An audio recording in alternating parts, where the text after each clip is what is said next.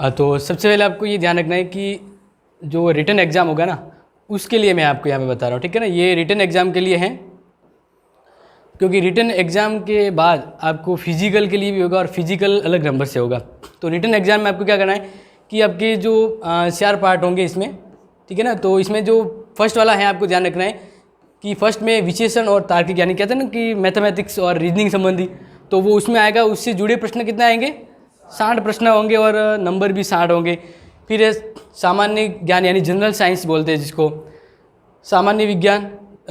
इसके बाद सामान्य, ये मतलब सब सामान्य होगी। जैसे इसमें अगर हम कहें कि एक तो हो गया जनरल साइंस, फिर जनरल सोशल साइंस वगैरह, वो समसामयिकी, यानी ये है वो करंट अफेयर जो पिछले 6 महीने के जो आते हैं, ठीक है ना, या उससे आगे पुराने भी हो सकते हैं। तो करंट अफेयर के तो ये प्रश्न कितने होंगे?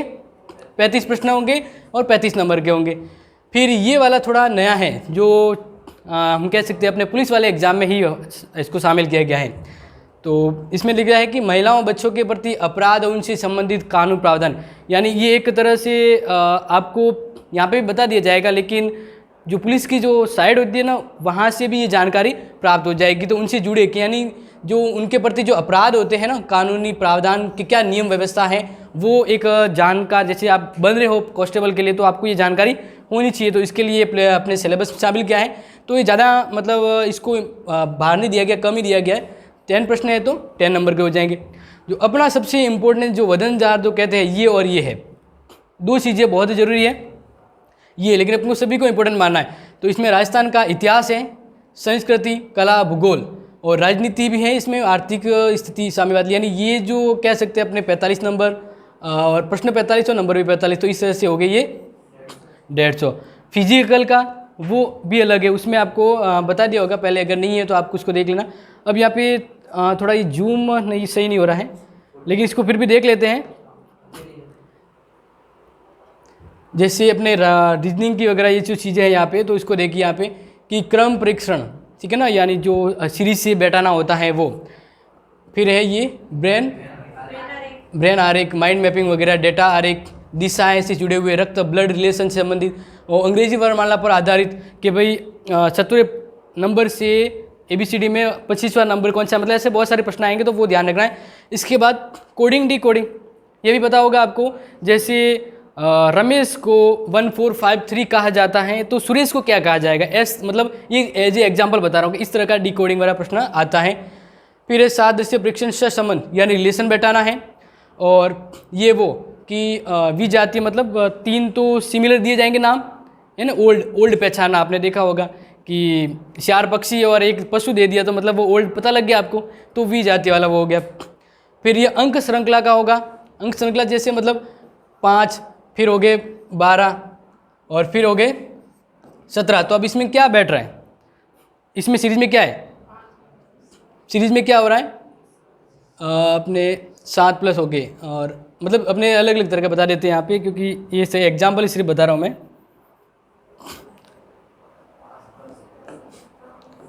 ये 10 हो गया, अब ये मान लीजिए 15 हो गया। तो अब यहाँ पे 15 हो गया, तो आपको पता लग गया कि +5 हो रहा है। कितना हो रहा है? 5 + 5। तो ये वाला हो जाएगा इसमें श्रृंखला अंक में। मैट्रिक्स आपको ढूंढना है, ये भी इससे संबंधित होगा संख्यात्मक में। फिर है लुप्त यानी ये वाला गायब होगा।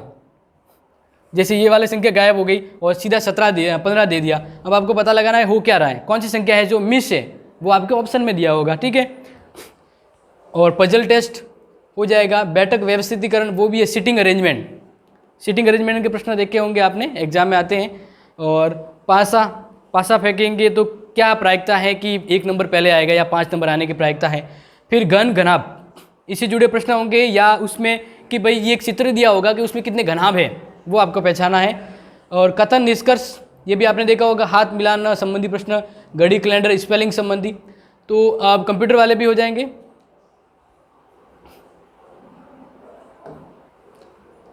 कंप्यूटर वाले हैं, ये आपको बता दिए जाएंगे। सामान्य विज्ञान के यानी जनरल साइंस में जो 10 तक की आती है, 10 तक की जो साइंस है उससे जुड़े ही प्रश्न आएंगे, लेकिन जो लेवल होता है वो 12th लेवल का होगा, ठीक है।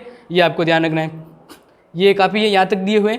और भारतीय संविधान और व्यवस्था से संबंधित, तो इसमें जो मैं बताऊंगा आपको, भारतीय संविधान का विकास, फिर इसके बाद भारतीय संविधान में विशेषता, संविधान से संबंधित स्रोत कि कौन से देश से क्या लिया गया है, जो आपको पहले लगभग बता दिया था। फिर अनुसूचियाँ, प्रस्तावना, अनुच्छेद, मौलिक अधिकार, नीति नेतृत्व और मूल कर्तव्य, इससे जुड़े प्रश्न आ सकते हैं और आते भी हैं। व्यवस्थापिका के अंदर राज्यसभा, लोकसभा, न्यायपालिका में सर्वोच्च न्यायपालिका, और इसके बाद नियंत्रक मालिका परीक्षक, वित्त आयोग, नीति आयोग, ये इससे संबंधित आएंगे। ठीक है, दूसरे वाले में देखें